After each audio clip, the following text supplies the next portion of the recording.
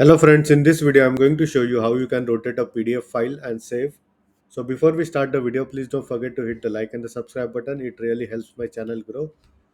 So if I go on my desktop, I have this sample PDF over here. As you can see, now we will go ahead and rotate this. So all you have to do is you need to go to ilovepdf.com and search for the rotate option. So as you can see, here is the option to rotate the PDF. Now I will click on the sample PDF over here and you can rotate it on right or left. So if I want to completely tilt it, I will do it like this and I will click on rotate PDF and I will download the rotated PDF. Now I will go ahead and open it. As you can see, now the PDF has been rotated. Now you can go ahead and save this using this button, download button. And still, in case if you have any doubts and questions, please feel free to leave a comment. I would be more than happy to help you. Hope you like my video. Thank you for watching.